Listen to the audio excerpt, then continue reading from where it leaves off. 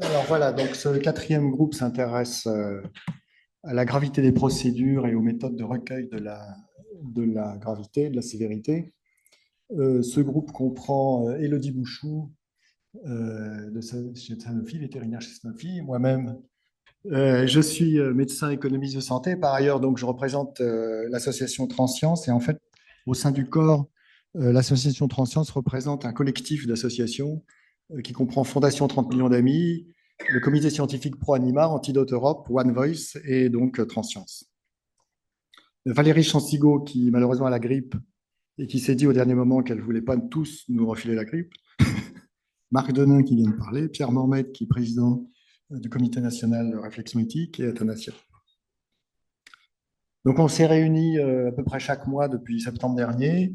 On a auditionné un certain nombre de personnes donc, qui nous ont énormément éclairé sur ces questions. Donc d'abord, les personnes de la cellule AFIS au ministère de la Recherche, des personnes du BF3R, donc en Allemagne, qui, au niveau fédéral, l'équivalent du FC3R, des représentants industriels, donc représentants de l'AFSI, Sciences de la Vie, et puis des industriels de Stago et BCL qui, en particulier sur la problématique des anticorps, je vais en reparler.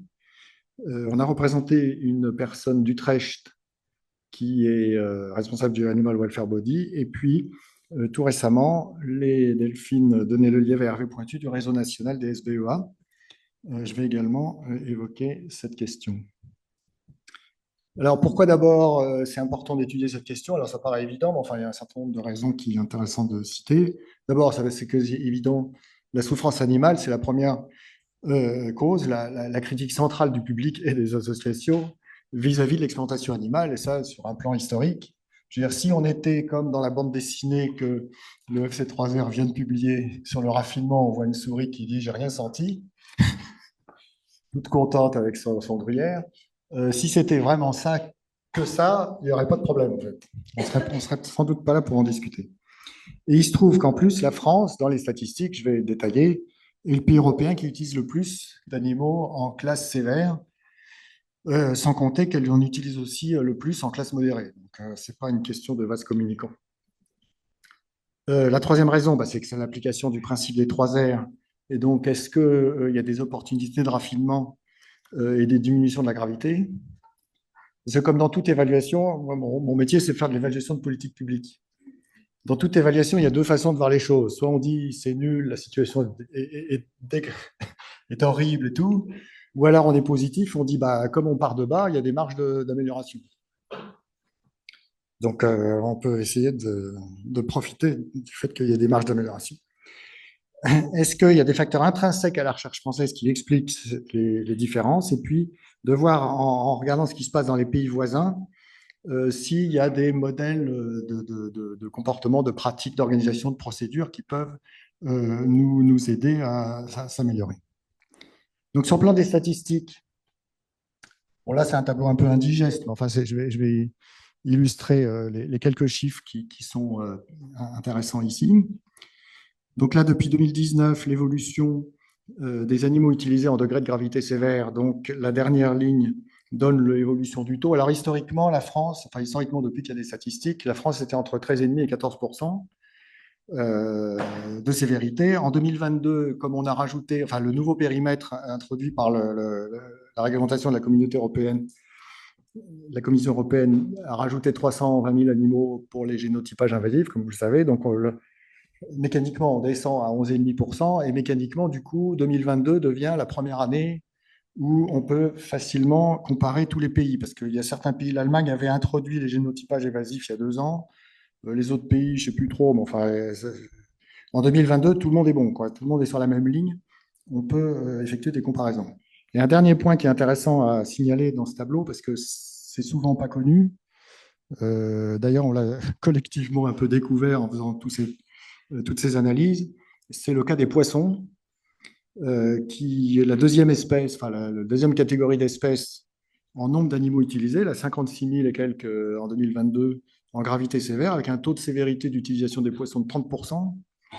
Et de fait, c'est un problème à part entière, c'est-à-dire d'abord, est-ce qu'on évalue bien le degré de gravité de ce qu'on fait sur les poissons? et comment s'améliorer? Est-ce que ils ont une attention moindre à porter aux poissons par rapport aux autres espèces? On ne peut pas l'exclure. Et je veux dire, cette question des poissons se retrouve dans d'autres pays aussi. Alors, les comparaisons brutes européennes montrent depuis 2019 l'évolution de la part de la France dans l'ensemble des utilisations de l'Union européenne plus Norvège, en bleu. Donc, la France est entre 20 et 22% du total des utilisations en Europe. Et si on s'intéresse aux utilisations sévères, la France en 2022 est à 31%. Donc, il y a un écart enfin, très important, quoi. C'est-à-dire que la France s'enrichit en utilisation sévère. Une autre façon de présenter, pays par pays. Donc, j'ai pris les principaux pays plus la Grande-Bretagne, pour lesquels on a accès aux chiffres, mais pas maintenant via la Commission européenne, mais sur leur site directement. En bleu, c'est l'ensemble des utilisations, et en orange, c'est les utilisations sévères. Donc, c'est la France qui a le plus d'utilisation sévère en nombre d'animaux, mais en taux d'utilisation sévère, c'est l'Italie qui a le taux le plus élevé, 25%, et on cherche des interlocuteurs, enfin, on est en train de chercher des interlocuteurs pour les interroger en Italie pour comprendre pourquoi ils ont un taux élevé, même si par ailleurs ça fait moins d'animaux, puisqu'ils partent d'un nombre total d'animaux utilisés très inférieur. Si on compare la France, la position de la France par rapport à la moyenne de tous les autres pays de l'Union européenne plus Norvège, et si la France avait le taux de sévérité des autres pays, elle devrait avoir 82 000 animaux en classe sévère en moins. Donc c'est pour quantifier l'écart en nombre d'animaux. On ne parle pas de quelques individus. Et alors sur ces 82 000, je vais y revenir, mais il y en a 21 000, c'est juste au titre de la production des anticorps par la méthode de l'acide. Donc c'est vraiment un sujet à part entière. Là, c'est le même graphique uniquement pour les utilisations en recherche, fondamentale ou appliquée, parce qu'en fait, quand on regarde le total des utilisations, on inclut les utilisations réglementaires et les productions de routine, en particulier les productions d'anticorps, et donc on compte des choses assez hétérogènes. Les utilisations réglementaires sont liées aux implantations industrielles. Il se trouve qu'en France, on a beaucoup d'industries, et on en est content d'ailleurs, d'industries pharmaceutiques, de sociétés sous contrat, qui éventuellement exportent leurs produits et services, et qui de fait que la France a une forte activité dans ce domaine réglementaire. L'Allemagne aussi d'ailleurs, mais d'autres pays comme l'Italie, très peu. Donc quand on regarde les comparaisons en recherche, seulement en recherche, on est beaucoup plus proche d'une comparaison plus homogène. Et la France, là, est à 14,5 de sévérité. Et là encore, l'Italie a le taux le plus élevé. Là, c'est pour 2022, mais de fait, les années précédentes, c'était à peu près les mêmes, enfin, c'était les mêmes positions. Alors, comment expliquer ce positionnement? Donc, comme je le disais, il faut d'abord bien raisonner par domaine, parce qu'en recherche, en réglementaire et en production de routine, les explications sont différentes. Il faut raisonner de manière précise. En recherche, la France, il se trouve, enfin, c'est historique, est présente dans certains domaines importants de la recherche avec des forts taux de sévérité, comme les maladies infectieuses, le système immunitaire, les neurosciences. Ça ne veut pas dire qu'en Allemagne, on ne trouve pas ces disciplines, mais enfin, sur le système immunitaire, la France est vraiment plus présente. Donc, sur les utilisations réglementaires, j'ai dit, pour les productions de routine, la question en termes de sévérité porte donc sur cette question des anticorps produits par la méthode de l'acide. En 2022, c'est 49 000 utilisations d'animaux, dont la moitié classée en sévère. Alors, il y a des discussions sur cette question. Enfin, on en a parlé avec nos différents interlocuteurs. Entre modéré et sévère sur l'acide, visiblement, il y a une marge d'appréciation, enfin, dans d'autres domaines aussi d'ailleurs. Au regard des résumés non techniques, les utilisations les plus fréquentes portent sur les kits de diagnostic médical. Donc en fait, c'est pour certains kits de diagnostic qu'on retrouve dans tous les laboratoires de biologie médicale en France et dans d'autres pays. Par exemple, en particulier, la diagnostic de la thrombose. Donc c'est un test extrêmement fréquemment réalisé. Et donc les sociétés qu'on a interrogées, avec qui on a échangé là-dessus, nous disent qu'ils sont en train de réfléchir, de travailler sur la transition vers des anticorps non animaux, enfin produits sur in vitro, mais que c'est long, et qu'il faut mettre au point la technique, il faut valider la technique, et puis après, il faut qu'ils revalident réglementairement dans tous les pays où ils commercialisent le kit l'autorisation de mise sur le marché. Donc, ça met, enfin bon, ils envisagent 3-4 ans de travaux, mais on observe déjà, enfin, d'après les résumés de techniques des projets autorisés en 2023, qu'on devrait observer une baisse dès 2023 en principe. Je vois Laurent Pinot qui acquiesce. Ça, c'est en train de baisser. Bon. Mais enfin, tout ça pour. J'insiste là-dessus parce que la France est le dernier pays européen à utiliser cette méthode. Voilà. Voilà. Alors, par ailleurs, une fois qu'on a vu cette question du problème des méthodes de la CIT, la France a des taux de sévérité maintenant, comparés aux autres pays, très supérieurs, souvent avec des taux à 20-30% selon les domaines, surtout sur système immunitaire, maladies infectieuses, maladies cardiovasculaires et une catégorie un peu curieuse qui s'appelle maladies et troubles chez l'animal. Alors, c'est une catégorie hétérogène où la France est très présente. Alors, elle est très présente pour deux raisons. D'abord, parce qu'il y a beaucoup d'erreurs de classification. Donc, on en avait parlé avec la cellule AFIS. Il y a pas mal de labos qui, dans les statistiques, mettent des expérimentations de neurosciences là, dans cette catégorie. C'est-à-dire qu'ils ont l'impression que, je sais pas, enfin, c'est une erreur. Enfin, je ne vais pas ironiser, mais c'est une grosse erreur de classification. Et il y a une deuxième catégorie dans ces maladies et troubles chez l'animal, c'est les poissons. Toutes les expérimentations sur les poissons pour les élevages en fait de poissons pour pas qu'ils soient malades dans les élevages sont placées là. Donc ça fait beaucoup de taux de sévérité à cause des poissons. Et puis il y a par ailleurs le contrôle réglementaire des lots, mais ça c'est un problème européen. Les contrôles des lots, ça introduit des procédures sévères. Alors une catégorie de causes possibles qui ont été évoquées, c'est les problèmes de recueil. Alors bon, ça fait beaucoup de discussions, mais enfin, il y a quelques points qu'on a pu un peu valider à force d'échanger avec les uns et les autres. C'est que beaucoup de laboratoires semblent ne pas avoir bien compris de quoi on parle quand on parle de gravité prospective et de gravité réelle. Et que très souvent, visiblement, enfin, c'est ce qui nous a été dit, c'est très difficile à vérifier, mais enfin, c'est ce qui nous a été dit, que en fait, c'est la gravité prospective qui est indiquée à la place de la gravité réelle. Et qu'effectivement, comme ça a été dit au tout début, une fois qu'on, c'est Laurent Pinot qui l'a dit, euh, une fois qu'on fait attention et qu'on regarde les choses animal par animal, on est plus précis sur l'évaluation de la gravité. Et donc cette simple notion, qui est quand même assez facile à expliquer, semble mal comprise. Bon, donc il y a des questions de formation. Pour les poissons, j'en ai parlé. Une autre catégorie de causes, certainement en cause, mais c'est qualitativement, on ne peut pas la quantifier, c'est que les méthodes de raffinement devraient être davantage communiquées et partagées. Il y a la question de l'application des points limites. Alors ça, c'est un point intéressant parce qu'en discutant avec les représentants allemands, ils nous ont indiqué que la gestion des points limites est extrêmement... Alors ça ne veut pas dire que c'est partout en Allemagne bien et que c'est partout mauvais en France, mais ce qu'ils nous ont décrit, et on l'a confirmé par d'autres entretiens qu'on a menés avec des associations en Allemagne, c'est qu'ils utilisent une grille de score extrêmement précise, animal par animal, et qu'ils arrêtent l'expérience avant d'entrer en stade sévère. Donc ils appliquent des points limites de façon vraiment rigoureuse. Et donc ce qui fait que du coup, ils ont moins de stades sévères. Et qu'en France, visiblement, enfin, encore une fois, c'est ce qui nous a été dit, c'est qualitatif, on peut difficilement le quantifier, mais on nous a dit qu'en France, bah non, une fois qu'on a validé le fait dans la demande d'autorisation de projet qu'on allait au stade sévère, on y va. Bon.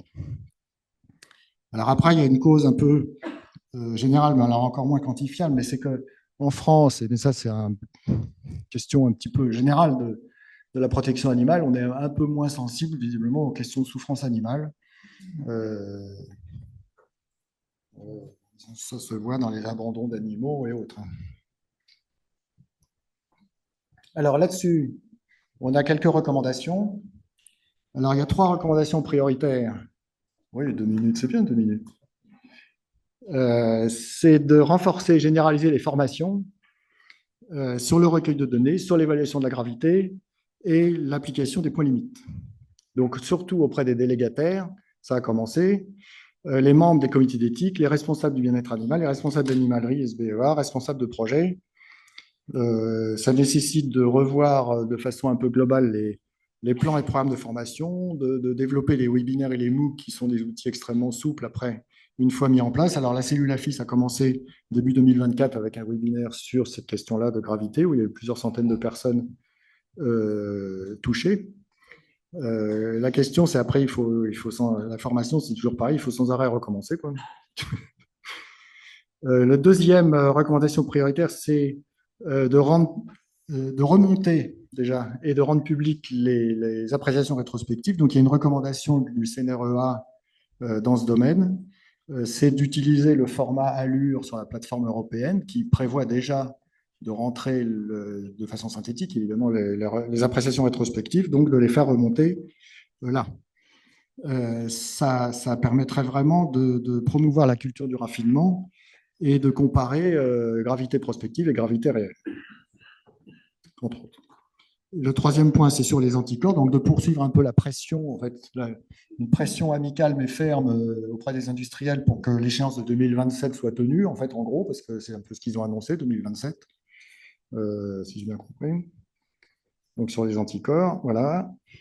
Par ailleurs, il y a un certain nombre de travaux en cours et des outils à construire sur lesquels on compte travailler avec tous les partenaires. Donc, rédiger une petite fiche d'une ou deux pages très synthétique, très pédagogique sur les recueils de données, l'importance du recueil de la gravité et de rappeler les définitions et les méthodes et les sources. Donc, ce serait en principe une fiche à destination de diffusion très très large.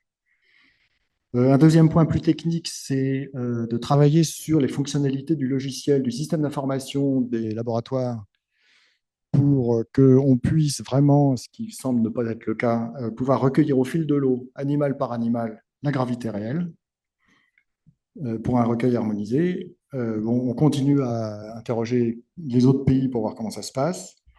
Valérie Chansigo nous a proposé de réaliser une enquête qualitative par une équipe de sociologues et d'historiens des sciences pour comprendre, France-Allemagne, pour comprendre les différences d'approche et de sensibilité vis-à-vis des animaux comme vis-à-vis de l'application de la réglementation. Ça pourrait être forcément très intéressant. Bon, sur les référentiels, Marc a détaillé les choses. Et deux dernières recommandations plus organisationnelles. Alors, on en a parlé cette semaine avec les responsables du réseau national des SBEA. C'est d'essayer de voir si en France, on pourrait se rapprocher du modèle des autres pays, Angleterre, Allemagne, Pays-Bas, qu'on a regardé, des Animal Welfare Bodies et Animal Welfare Officers, qui sont sur le papier l'équivalent du SBEA et du responsable du bien-être animal, mais qui ont dans les autres pays plus d'autorité, qui ont une position hiérarchique beaucoup plus élevée, qui ont plus d'autonomie dans leur démarche pour superviser les procédures, pour intervenir à toutes les étapes du projet et de garantir que les 3 R sont bien respectés du début à la fin des procédures. Donc ça demande de la formation, ça demande sans doute de faire évoluer les textes réglementaires ou, disons, l'explication de texte des arrêtés.